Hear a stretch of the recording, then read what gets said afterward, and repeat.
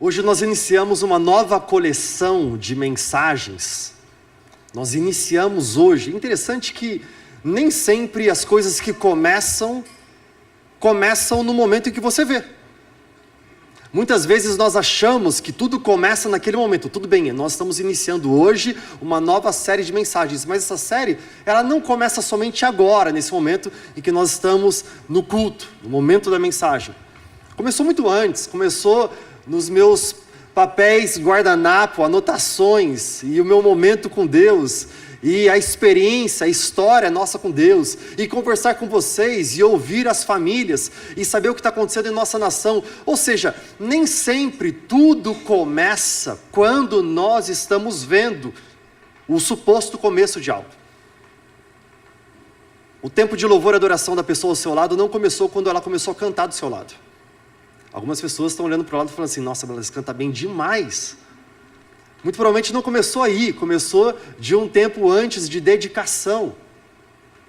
Às vezes a vida da pessoa ao seu lado não começou agora, nesse momento do culto, mas tem muita história lá atrás. Muitas histórias que elas guardam tanto vitórias e alegrias, mas outras que guardam tristezas. Talvez uma pessoa, para estar do seu lado agora mesmo, ela se esforçou muito para estar aqui agora do seu lado. Talvez eram muitas forças, eram muitas mentiras, muitas palavras contrárias, querendo impedir que ela estivesse aqui agora. E o culto começou para nós, tudo bem, às 10 horas da manhã, mas não começou para essa pessoa às 10 horas da manhã, já começou de um esforço e de uma vontade de buscar a Deus já há muito tempo. Muito possivelmente o Espírito Santo, ele já está falando com você acerca de você buscá-lo já faz um bom tempo.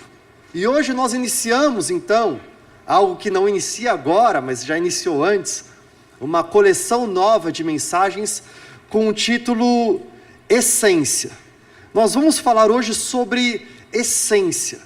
Durante essas próximas semanas, vamos mergulhar mais profundamente em nossa essência. Já percebeu que nem sempre o que você tem como essência dentro de você é aquilo que as pessoas à sua volta percebem na sua vida? Você imagina que você tem uma essência aqui dentro. Você imagina que você tem um modo de pensar. Talvez você se olha no espelho e pensa: eu sou uma pessoa pacífica. Mas quando você começa a falar, e a forma que você fala, e o jeito que você fala, o tom da voz, as pessoas notam que você não tem uma essência pacífica, mas uma essência bem italiana, bem grega. Nem sempre nós conseguimos colocar para fora aquilo que nós temos, com ações, palavras, gestos. O que nós colocamos para fora deriva de um conjunto de crenças, de valores, de princípios, que nós temos aqui dentro de nós. Então a pergunta é: como eu consigo? Como é que eu posso ter as minhas ações, palavras, gestos e atitudes que são vistos aos olhos dos homens como nobres, como palavras boas, gestos excelentes? A verdade é que se eu tenho o meu mundo interior em ordem, com crenças, valores e princípios muito bem enraizados, aí a essência que está dentro de mim tem condições de exalar, como a essência de um perfume. Quando sai para fora, exala, de tal forma que transforma, que influencia. Nessa série de mensagens, nós vamos falar sobre a essência da igreja de Cristo. Nós vamos falar sobre a essência da nossa igreja. I3. São 3 Is. Identidade em Deus Pai, nós somos filhos de Deus. Intimidade com o Espírito Santo. E influência em Jesus Cristo. Identidade, intimidade, influência. Mas sabe que tudo começa pequeno. Uma essência, algo maravilhoso que Deus tem para realizar em nós e à nossa volta, começa pequeno. Eu quero ler uma passagem para vocês que explica, Jesus explica exatamente isso para nós. Está lá em Mateus capítulo 13, versículos 31 e 32, e vamos ler 44 também. Mateus 13, 31 e 32, se você tem a sua Bíblia, eu quero te encorajar a você pegar ela, Na verdade, quero te encorajar a você também andar com a sua Bíblia física. É super bom nós termos a palavra de Deus. Se você não tem problema, nós vamos ler aqui na frente. Vai estar aqui no telão. Mateus 13:31 diz assim: Jesus contou-lhes outra parábola. O reino dos céus se assemelha a um grão de mostarda, que um homem semeou no seu campo. Embora seja a menor de todas as sementes, quando cresce é uma das maiores hortaliças e se torna uma árvore, de modo que as aves do céu vêm fazer ninhos nos seus ramos. Versículo 44. O reino dos céus é como um tesouro escondido em um campo. Certo homem, tendo-o encontrado, escondeu-o de novo, e então, cheio de alegria, foi e vendeu tudo o que tinha, e fez o quê? Ele comprou aquele campo. Na primeira parábola, Jesus vai explicar para nós uma ilustração, uma comparação. Ele vai tornar claro para nós o que é o reino dos céus. O reino dos céus é semelhante a um grão de mostarda. O grão de mostarda, que logo Jesus vai falar que é de todas as sementes a menor delas. Nós sabemos hoje que não é a menor delas, mas no momento, na época de Jesus, sim, o grão de mostarda era a menor das menores das sementes. Uma semente tão pequenininha, tão pequenininha. Um grão de mostarda tem praticamente 2 milímetros de diâmetro, é uma cabeça de alfinete, muito pequenininho. Jesus fala que esse grão de mostarda, ele é pequeno, mas quando é plantado em um campo, ele faz florescer uma hortaliça que se torna uma das maiores, e uma árvore, de tal forma que ninhos de pássaros são formados ali. Hoje nós sabemos que, muito provavelmente, a menor das menores das sementes é a semente de orquídea, que tem 0,2 a 0,5 milímetros de diâmetro. Mas Jesus, ele escolhe o grão de mostarda com algumas intenções claras nessa história. Ele começa dizendo para nós que tudo começa pequeno. É o título da nossa mensagem, o título dessa primeira mensagem nessa série é essa: começa pequeno. Começa pequeno. Começa com uma piscadinha e um bilhetinho que ele mandou para ela, e de repente agora eles estão namorando. Começa com uma oração curta, sincera, singela, e de repente se transforma numa missão global. Começa com um simples sim, eis-me aqui, e se transforma num chamado ministerial. Começa com uma nota, uma frase, uma melodia, e de repente se transforma numa canção que dezenas, centenas, milhares de pessoas estão ouvindo. Se eu puder mostrar o meu celular para vocês, e mostrar algumas mensagens da Rafa Moraes para mim, com ideias de canções, você fala assim: o que aconteceu aqui? Ela estava com crise ela estava com algum problema? O que aconteceu nessa frase aqui? E essas frases, essas melodias se transformam em grandes canções. Começa com um guardanapo, com anotações, e se transforma numa série de mensagens, num livro, se transforma num negócio, se transforma numa ideia. Tudo começa pequeno. Eu lembro quando eu tinha 15 anos, fui para uma viagem missionária, entrei no ônibus cheio de adolescentes, 80 adolescentes saindo de Campinas, indo para o Nordeste do Brasil, para evangelizar. A hora que eu entro naquele ônibus, eu vejo adolescentes apaixonados por Jesus. A igreja era a igreja do Nazareno Central de Campinas. Eu tinha sido forçado pelos meus pais a participar dessa viagem missionária, mas passado alguns dias, eu estava lá naquele ônibus, naquela viagem incansável para o Nordeste brasileiro, e aí eu vejo uma menina gata andando no corredor do ônibus. Eu olho para ela e falo assim: meu, ela é bonita demais. Quando ela passa por mim, eu falei assim: ela não é somente bonita, ela é cheirosa também. Eu lembro quando ela estava no banco da frente, ela estava com o pé, na verdade sentada de um lado, mas com o pé colocando no assento do outro lado, tomando o corredor, e eu estava deitado, porque eu já estava cansado de ficar sentado naquele ônibus durante tanto tempo. Eu estava deitado ali no corredor, falando com alguém. E eu lembro que ela estava com uma calça da Adidas, aquelas calças um pouco mais largas, e de repente eu começo a pegar com o meu pé, eu começo a puxar a calça dela, somente para chamar a atenção dela. A partir daí nasce um namoro, nasce um casamento, e até hoje estamos juntos, 26 anos de namoro. Tudo começa pequeno. O grão de mostarda, ele se torna uma árvore, porque a palavra diz, quando cresce, isso foi uma revelação maravilhosa para mim. Quando esse grão de mostarda cresce, volta esse versículo por favor. Quando o grão de mostarda cresce, o que fala aqui? Versículo 32, se eu não me engano. Quando ele cresce, é uma das maiores hortaliças. Note isso. O que Jesus está falando não é que esse grão de mostarda será grande. Ele já é grande. O verbo ser está no presente. Ele é grande. Exatamente assim é quando Deus ele coloca em nossos corações o seu reino e Ele diz para nós, ei, eu chamei vocês, eu já depositei algo no coração de vocês que não será grande, já é grande. Eu e você só precisamos fazer uma coisa, regar, esperar e confiar. Ele diz, quando cresce, é uma das maiores hortaliças e se torna uma árvore, de modo que as aves do céu vêm fazer ninhos nos seus ramos.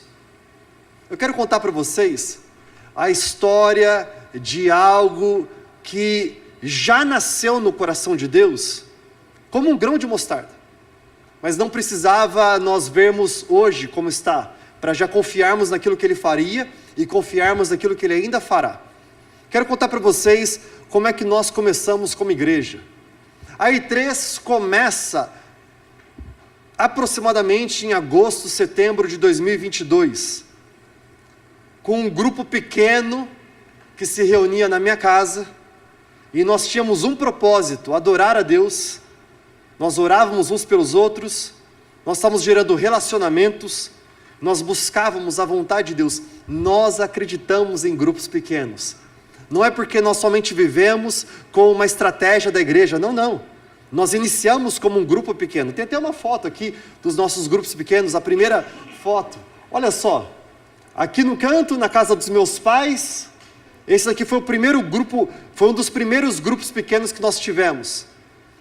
Só para eu explicar para vocês, o que aconteceu foi que nós vínhamos desde março de 2022, a minha família, nós estávamos orando para saber qual era a vontade de Deus acerca do nosso próximo passo.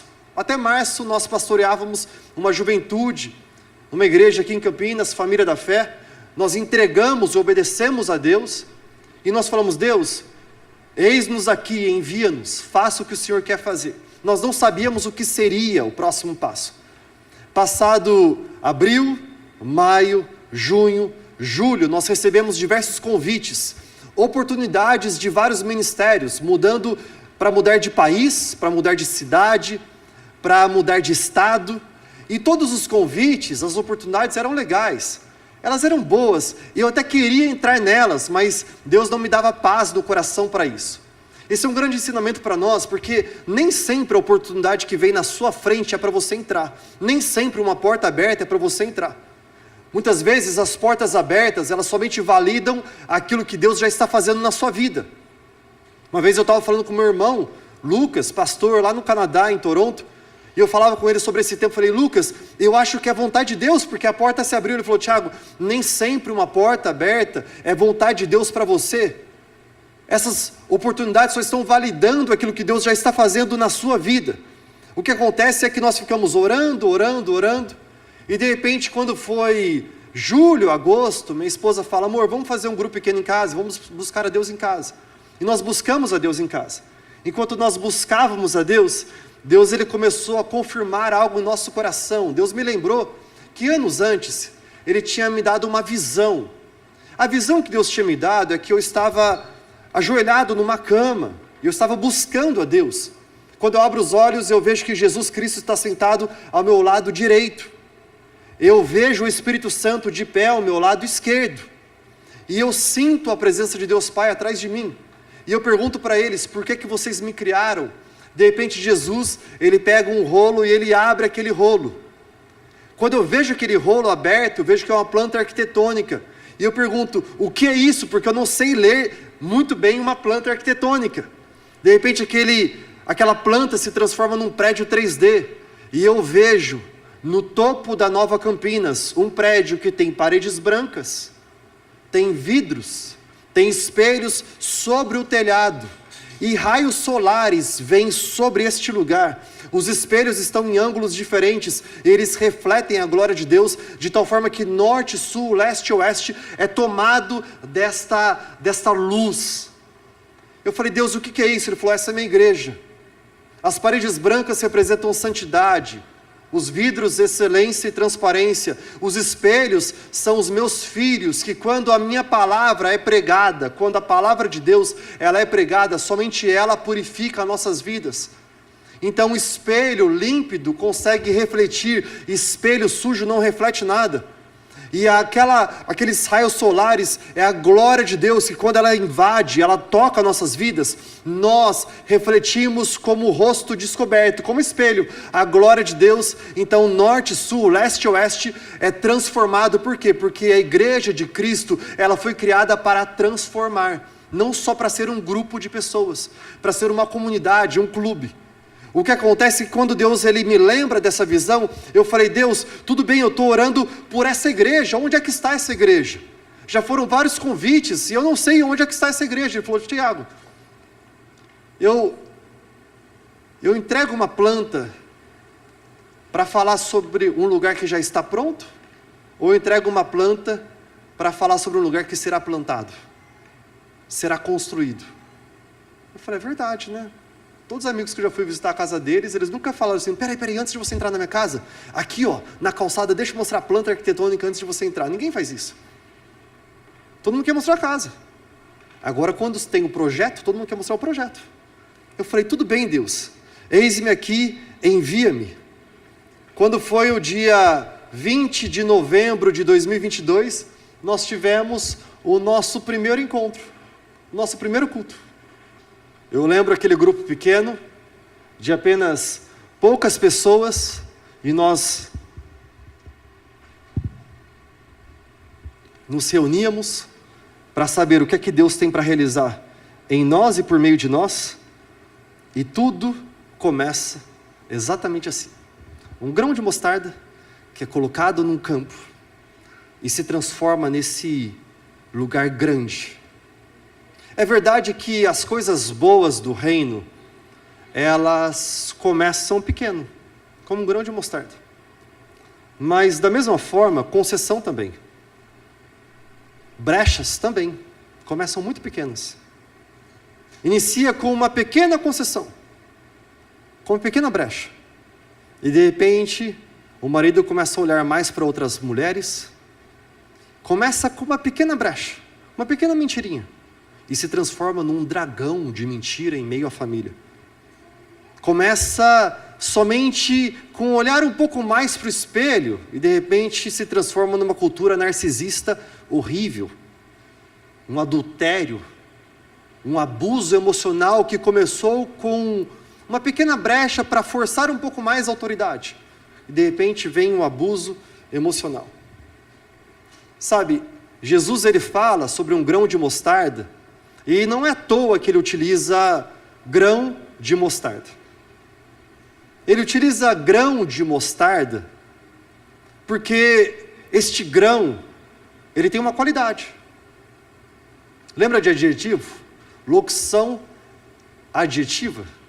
É quando você tem duas palavras representando uma qualidade. O grão é de mostarda. Quem é que gosta de mostarda? Levanta a mão. Quem não suporta mostarda, levanta a mão. Quem não gosta. Você já comeu um sanduíche de pastrame e aí você coloca a mostarda? Faz toda a diferença, fala sério. Eu amo mostarda. Vocês que não gostam de mostarda, eu quero dizer para vocês, eu respeito vocês. Eu não entendo porquê, mas eu respeito. Mostarda Dijon, mostarda em grãos, mostarda escura, a mostarda amarela. Eu gosto muito de mostarda. Sabe o que mostarda faz? A mostarda tem a capacidade de transformar tudo aquilo que ela toca. Eu falei para vocês, um sanduíche de pastrame sem mostarda tem um sabor. Com mostarda realça plenamente o sabor. Não sei se vocês sabem, mas em culinária a mostarda é utilizada como um fator que ele vai juntar, conectar alguns elementos que sem a mostarda tem dificuldade para essa conexão, essa junção. Quando você quer juntar um vinagre balsâmico a um azeite, é muito difícil eles misturarem, mas com a mostarda, de repente, se transforma numa pasta homogênea. A mostarda, ela transforma tudo à sua volta. Nós precisamos entender que Jesus está falando: ei, eu chamo vocês para serem parte do meu reino, que ele começa pequeno, se transforma numa grande árvore. Essa grande árvore, ela não é feita somente para a nossa própria vida. E vem um problema que nós muitas vezes compreendemos erroneamente quando se trata do reino de Deus. Sabe, você recebeu um chamado ministerial, uma palavra de Deus para você, e aí o que nós pensamos é que tem tudo a ver com a minha vida. É o que eu falei para vocês. Uma brecha talvez se transforma num abuso emocional, numa cultura narcisista. O erro nosso é não entender que o grão de mostarda se transforma numa árvore em que ninhos de pássaros serão construídos ali. O que Jesus está falando é que aquilo que Ele entrega para mim, para você, não tem a ver apenas com nós, mas tem a ver com as próximas gerações. O que Ele derrama sobre nós não tem a ver apenas com nossas vidas, mas tem a ver com as próximas gerações. Os pequeninos. Por que as crianças têm um papel tão importante para nós? Porque elas não são o futuro da igreja, elas já são a igreja de Jesus. É por isso que nós tomamos tempo para adorar a Deus com elas, e nós tomamos tempo para profetizar sobre elas, e nós tomamos tempo para ensiná-las. Agora os seus filhos, eles não estão ali em cima tendo qualquer tipo de recreação infantil. O que está acontecendo agora, eles estão tendo um encontro com a palavra de Deus, um tempo de adoração deles, de aprendizado, e um encontro real com o Espírito Santo. Nós temos ouvido testemunhos de pais falando: meu filho volta para casa e ele ministra na minha casa, ele fala acerca daquilo que ele está aprendendo na igreja. Nós cremos que o grão de mostarda tem como princípio começar pequeno, mas transformar tudo à sua volta. É exatamente aí que Jesus ele fala para nós. Nós precisamos então conhecer a nossa essência. Quando você viu todo esse relatório daquilo que Deus tem feito em nós, o que começou com um pequeno grão de mostarda, e de repente se transforma em tudo isso que Deus está fazendo, e aí eu pego o carro, e às vezes eu vou tomar um café aqui na frente, no Madeira e Cobre, na frente de onde vai ser o nosso novo prédio, eu começo a olhar aquele lugar grande, e ver tudo aquilo que Deus está fazendo.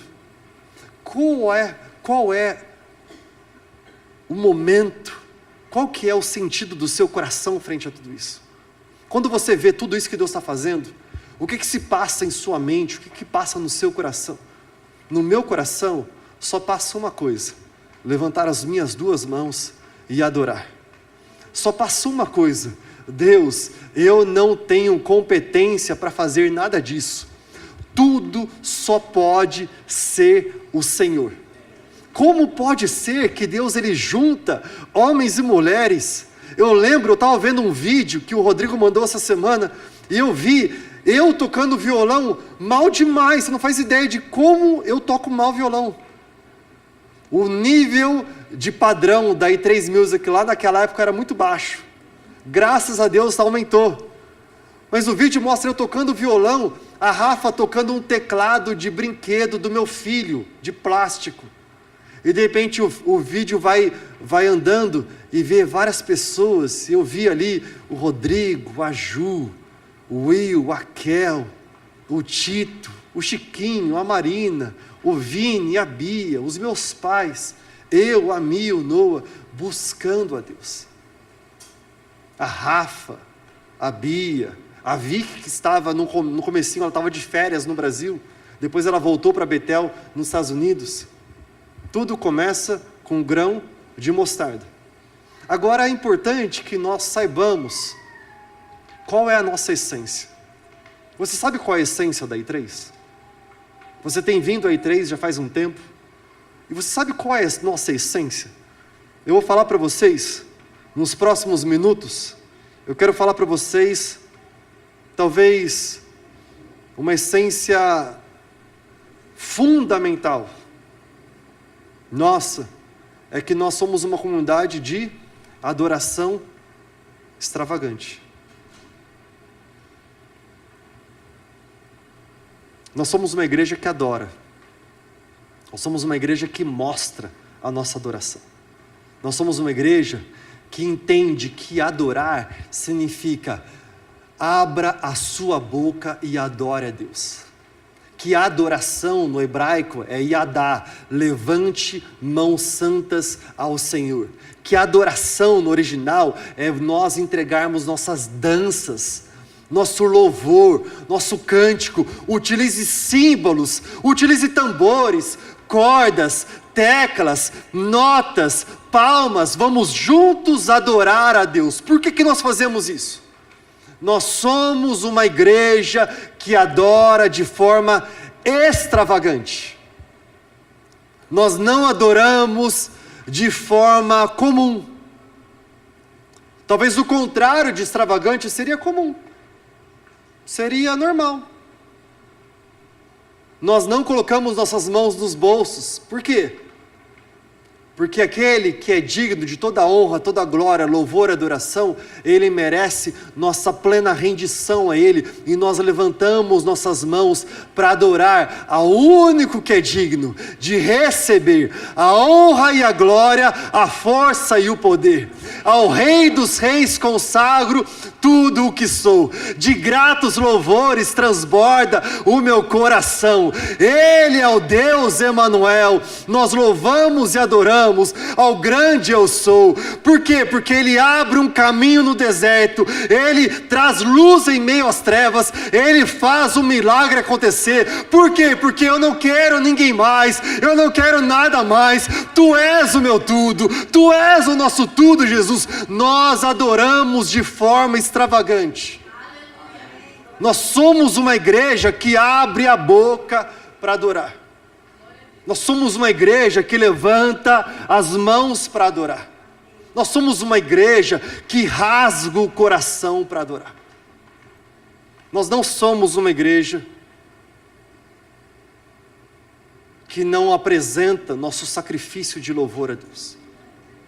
Eu posso ler para vocês, Hebreus 13, versículos 15 e 16, diz assim: por meio de Jesus,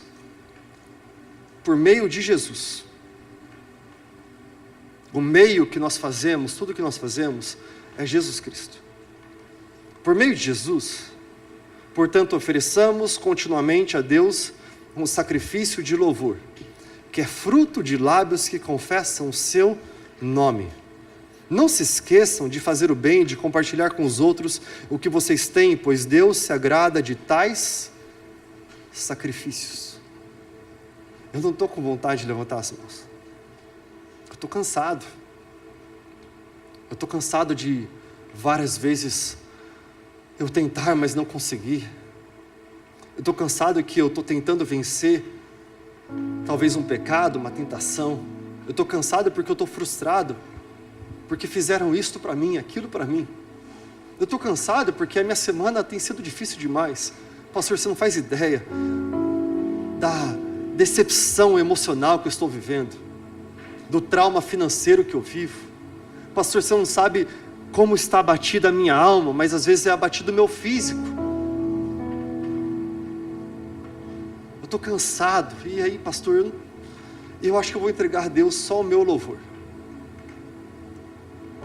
Sabe, em Jesus Cristo, sacrifício de louvor não é uma anomalia, é um padrão, porque Ele se sacrificou na cruz por nós. É por isso que, a despeito das minhas frustrações, a despeito das minhas vitórias. Mesmo que eu ande pelo vale da sombra da morte, eu não temerei mal algum. Por quê? Porque Ele está comigo. E é por isso que eu entrego a Ele sacrifício de louvor. Porque até pelo que eu posso me lembrar, eu consigo respirar, você consegue respirar, porque Ele soprou em suas narinas o fôlego de vida. Nós nos tornamos alma vivente por causa de Deus, porque Ele derrama suas misericórdias sobre nós. O mundo não gira em torno de nós. Nós entregamos nosso sacrifício de louvor, e nós somos uma igreja de adoração extravagante. Sabe por quê? Nós fazemos isso porque eu lembro quando o profeta Isaías, diz Isaías 6, no ano da morte do rei Uzias, eu vi o Senhor assentado sobre um alto e sublime trono, e as abas das suas vestes enchiam o templo, serafins estavam por cima dele, cada serafim tinha 6 asas, com 2 cobriam os rostos, com 2 cobriam os pés, e com 2 eles voavam, e eles clamavam um ao outro, dizendo: Santo, Santo, Santo é o Senhor dos exércitos. Todo aquele lugar se encheu da presença de Deus. Os batentes das portas tremiam, porque a glória de Deus estava lá. E eu, profeta Isaías, o que eu fiz? Eu me ajoelhei diante dele, porque eu sou um homem de lábios impuros, e habito no meio de um povo de puros lábios, e os meus olhos viram o Senhor. Mas com a sua misericórdia, Ele vai, o anjo pega uma brasa viva do altar, com uma tenaz toca os meus lábios, a minha iniquidade é tirada. De repente eu ouço Espírito Santo, Deus Pai, Jesus falando: a quem enviarei, quem é de ir por nós? E a minha resposta é entrar no meio deles e dizer: eis-me aqui, envia-me a mim. Sabe por que nós entregamos nossa adoração extravagante? Eu vou explicar um pouco melhor essa passagem para vocês. Porque o profeta Isaías, ele vê que o centro do universo não é você, não é a nação de Israel. Ele vê que o centro do universo não é o Brasil, não é a sua família, não é a minha família. Ele vê que o centro do universo é Ele que está sentado sobre um alto e sublime trono. A sua glória enche aquele lugar, e de repente ele começa a ouvir: os serafins são anjos que estão voando. Eles não estão adorando a mim, a você, nem o ministério X, Y ou Z, mas eles estão todos adorando ao Rei dos Reis, que nós consagramos tudo que nós somos. Ele vê que o centro do universo é a glória de Deus, e é por isso que ele vê que o centro do universo é a glória de Deus, e ele está prestes a morrer. Por quê? Porque os seus olhos viram o Senhor. Um homem não poderia ver a Deus e permanecer da forma que estava. O que acontece? O que acontece é que enquanto nós nos deparamos com a glória de Deus, Deus ele vem e ele derrama a sua graça radical. A graça radical de Deus é esta: o salário do pecado é a morte. Eu e você, não importa quão bonzinho nós somos, não importa se você é a pessoa mais boazinha que existe na sua vizinhança, a palavra fala que eu e você fomos pesados, fomos encontrados em falta. A palavra diz que não importa o que nós façamos, por nossos próprios méritos nós nunca conseguimos chegar até Deus, mas Deus, Ele se derramou, veio ao mundo para nós, Ele derramou o seu sangue naquela cruz por nós, Ele revestiu-se da minha e da sua iniquidade, Ele tomou o nosso lugar naquela cruz, e Ele disse: eu rasgo o véu, eu abro um caminho, eu convido todos vocês a entrarem. Portanto, eu entrego a vocês no lugar da morte, porque o salário do pecado é a morte, eu entrego para vocês a minha graça radical. O que é graça? Favor imerecido do Senhor. Na mesma proporção que nós temos ciência de quão grandiosa é a glória de Deus e quão grandiosa é a graça radical dele por nós, nós temos uma resposta: é a mesma proporção, é a adoração extravagante. Pastor, por que você grita? Por que você grita? Por que você fala forte? Por que acaba o culto? Você tá cansado? E por que você se dedica tanto à igreja? Por que você podia ter um tempo mais off, sabe? Ficar mais relax. Talvez você poderia pregar somente lendo. Sabe aqueles pastores que pregam lendo? Você não precisa entregar tanta paixão. Deixa eu falar algo para você. Não dá para eu entregar não dá para eu não entregar toda a minha paixão quando eu tenho plena consciência que Ele entregou toda a sua paixão naquela cruz por mim e por você.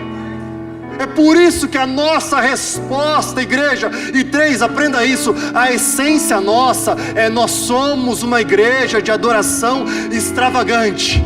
Por quê? Porque nenhum outro pode curar, nenhum outro pode salvar, não há nome como o nome de Jesus, e é por isso que nós nos juntamos para adorar e render o nosso louvor e adoração a Ele. Nós somos uma igreja de adoração extravagante. Nós somos uma igreja que não apenas adora com os seus lábios, mas nós somos uma igreja que adora durante a semana também. O nosso trabalho é adoração nossa. A palavra fala: tudo que vocês fizerem, faça como se fosse para Deus. Nós não adoramos somente como um tempo de louvor e adoração bonitinho aos domingos. Nós adoramos a Deus quando nós pagamos nossos impostos. As 2 parábolas falam sobre um grão de mostarda que ele é plantado num campo, é isso mesmo? Depois fala sobre um homem encontrar um tesouro que estava escondido em um campo. Teólogos vão dizer que este homem que vende tudo para comprar aquele campo é Jesus, que veio ao mundo, se entregou na cruz por nós, se derramou por nós, e Ele nos comprou por um alto preço, e tudo que Ele vendeu foi o seu corpo e o seu sangue derramado naquela cruz. Mas nota isso, existe alguma coisa nessas 2 parábolas que são comuns. O grão de mostarda tem qualidade, tem essência, mas ele é plantado em um campo. O tesouro está escondido em um campo. Ele esconde de novo, ele vai, ele vende tudo que ele tem, ele volta, ele compra. Ele não compra o tesouro, ele compra o campo. Sabe uma coisa que não é legal de campo? Vou falar para vocês.